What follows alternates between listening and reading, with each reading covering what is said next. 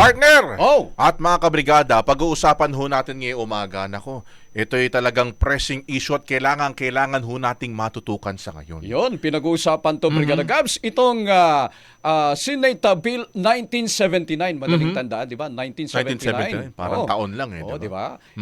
Prevention of Adolescent Pregnancy Bill. Oh, pinag-uusapan mga kabrigada kasi nga may mga kumakalat na mga fake news, mga misinformation. Kaugnay nitong bill na ito mga kabrigada na isinusulong ni Senadora Risa Ontiveros at ang background, Brigada Gabs, doon sa explanatory note, sinasabi na noong 2020 mga kabrigada, nasa 56,428 na mga live birth kung saan ang mga ina ng mga isinilang na mga bata na yun mga kabrigada, ang edad 10 to 17 years old.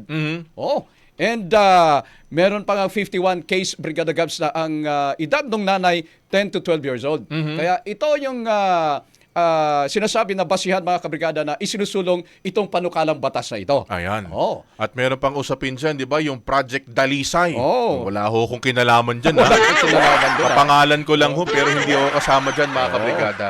At kaugnay ho niyan, makakasama ho natin mga kabrigada si Senate Deputy Minority Leader Risa Hontiveros. Alamin nga natin ano bang may issue dito at ano ba yung parang mga nagpapakalat daw ng fake news na ganito ganyan. Pero unang-unang gusto kong itanong kay Senadora Risa Ontiveros, ano bang buod Sige nga. nitong panukalang batas na ito? Nasa linya na mga kabrigada, Senadora Risa Ontiveros. Senadora, magandang umaga po sa inyo. Magandang umaga rin po, Brigada Abner at Brigada Gab, at sa lahat po na ating mga tagapanood at tagapakinig. Unang-unang question ko po, Senadora, ano bang summary, ano bang buod ng panukalang batas na ito? Nang sa ganyan malaman natin unang-una, ano pang purpose, ano pang layunin? Nais po ninyong makamit na kapag ka naipasa itong panukalang batas? Ang layunin po nitong Prevention of Adolescent Pregnancy Bill, Brigada Gab, ay nandun na rin po sa pamagat, lantad po talaga, na matulungan, masuportahan, maprotektahan ang ating mga kabataan na hindi sila maagang magbubuntis habang sa panahon ng buhay nila na dapat sila pa'y nag-aaral, naghahanda pa sa trabaho at hanap buhay, naghahanda para sa tamang panahon na kung gusto na nila ay kanilang itataguyod ng maayos ang kanilang mga pamilya. At ito po ay sa mga tanggap, siyentipiko at matulungin na mga paraan.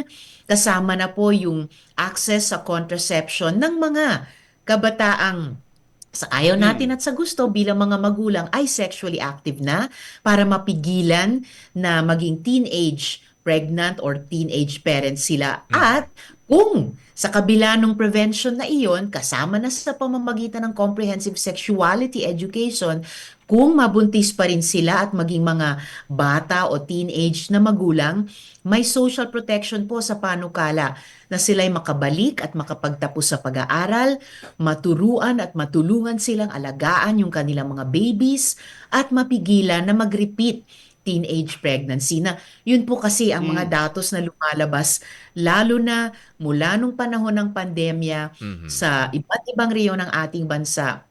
Na sabi nga ng NEDA, mayroon na po tayong national and social emergency ng teenage pregnancy.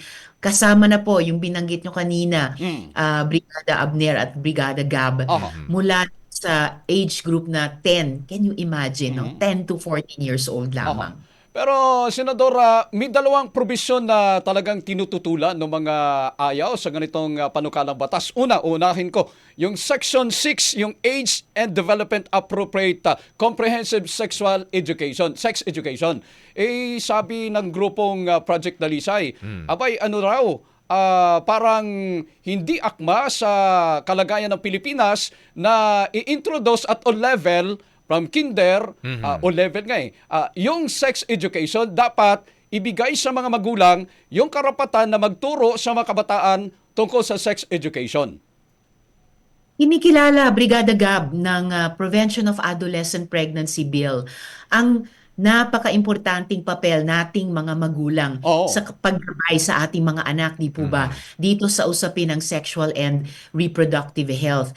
And in fact, karamihan ng mga magulang, 2 out of 3 Filipino parents sa isang survey noong 2013 ng UP Population Institute ay naniniwala na talagang pangunahing tungkulin namin ang ganitong pagbibigay ng edukasyon. Bagamat lumabas po sa survey, inaamin na kulang pa ang kakayahan ng mga magulang sa ngayon na panghawakan itong usaping ito.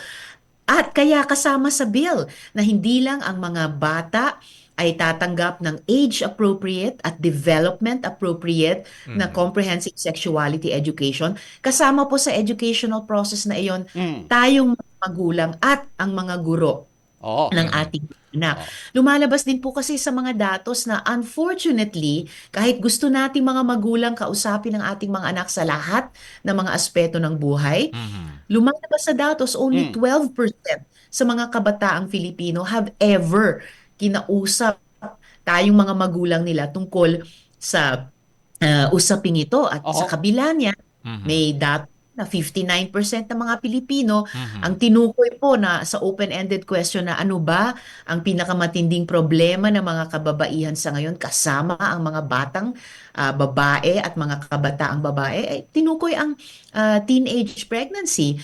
So, kumbaga front and center pa rin itong Prevention of Adolescent Pregnancy Bill ang mga magulang, pero dahil kulang ang kakayahan pa ng mga magulang ayon sa datos sa gusto nating gawin na kausapin ang ating mga anak tungkol sa sexualidad, kasama ang mga magulang dyan sa comprehensive sexuality education. At Aha. minamandato rin, patuloy na minamandato yung ating mga eskwelahan at guro tulad sa Responsible Parenthood and Reproductive Health Law na ni-rule ng Korte Suprema ay constitutional.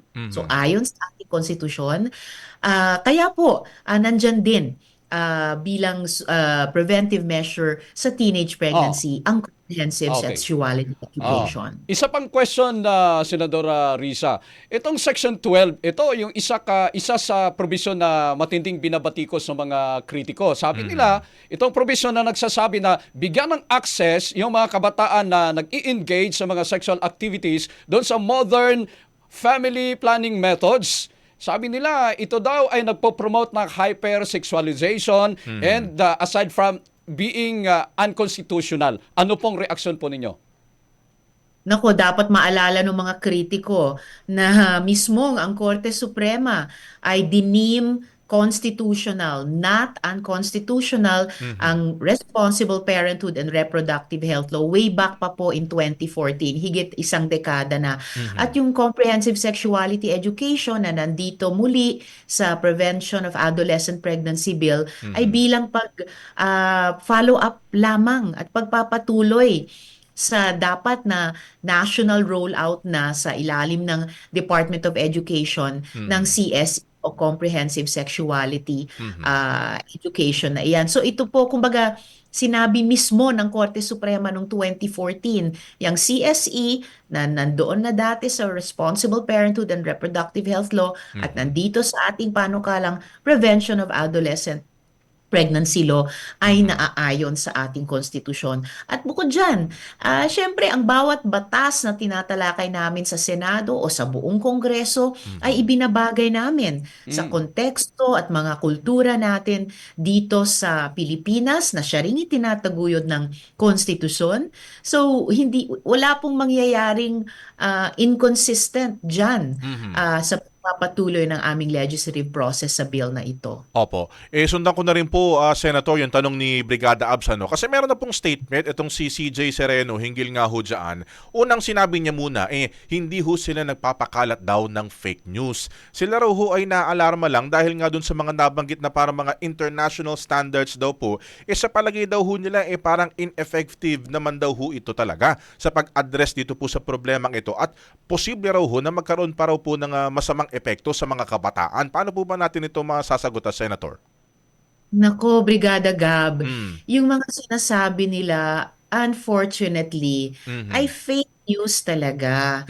At kasi malingan po, mismong yung mayamang dokumentasyon ng comprehensive sexuality education sa nakaraang 3 dekada Mhm. ay nagpapakita po na all over the world sa iba't ibang mga bansa ng mga positibong epekto para sa mga bata, hindi lamang bata at kabataang Pilipino, pero mga bata at kabataang Pilipino sa iba't iba pang mga bansa Mhm. na iwas sa tansyang kung ilang libong mga teenage pregnancy at na nakapag-hubog sa ating mga kabataan, sa ating mga estudyante Mhm. ng yun na nga, age and development appropriate Mhm. na mga impormasyon, mga skills at orientasyon. Mhm. Ah, yung sinasabi ko pong age and development appropriate po, yan ay ginagabayan ng mga medical at scientific na mga pamantayan. Halimbawa, kung Mhm. ah, sa mga menor de edad na mga anak natin at estudyante, it Mhm. could be as simple as malaman yung ano yung pangalan ng mga parte ng katawan nila, Mhm. to as simple but important as malaman kung paano sila magsasabi ng hindi, kung uncomfortable sila, kung paano sila halimbawa niyayakap ng isang adult. So Mhm. ito po ay nakabatay sa mga common principles ng mga healthy na ideya tungkol sa self-respect, sa Mhm. sariling katawan, Mhm. healthy na mga ideya tungkol sa ano yung mga tama at may respetong relasyon sa pagitan ng mga tao. So ito po ay age and development appropriate at Mhm. ginagabayan hindi lamang ng mga pinupuntiryan nilang mga international standards pero mismo ng ating konstitusyon. Kung talagang naalarma lamang sila, Mhm. di sana sinabi na nila sa isang maayos na paraan. Alam niyo po, Brigada Gab at Brigada Abner, Mhm. nandiyan naman po yung legislative history nitong panukalang batas sa Senate website na Mhm. available po para sa public consumption. 2023 ko pa po spinonsor ang panukalang batas na ito. Mhm. Naka-livestream po sa YouTube ang mga pagdinig sa panukalang batas na ito. At marami pong mga media reports at coverage tungkol sa issue ng teenage pregnancy sa ating bansa, yung national and social emergency na iyan. At marami doon ay binabanggit itong panukalang batas na ito. So, kung talagang naalarma sila, sana 2 years ago pa. Mhm. At sa noon pa man or ngayon, kung pupunahin nila yung panukalang batas or itutukuyin nila yung nakikita nilang gaps, may tamang paraan po. Hindi Mhm. po sa pagsisinungaling at hindi po sa pagkalat ng fake news. Masyado naman po silang advanced mag-isip. Mhm. Okay. With that siguro, Senator, patuloy po namin antabayanan kung ano pa yung mga magiging susunod na hakbang po ninyo sa inyong komite at syempre ito pong status ng inyo pong inihahaing panukala. Maraming salamat po sa inyong oras ngayong umaga at mabuhay po Maraming kayo. salamat po. Mabuhay po kayo, Brigada Gab at Brigada Abner. Thank Thank you you po. po. Tira! Brigada! Ating oras mga kabrigada, alas 8:21 ng umaga. That time check was brought to you by Fast Relax Kasangga sa bawat aray.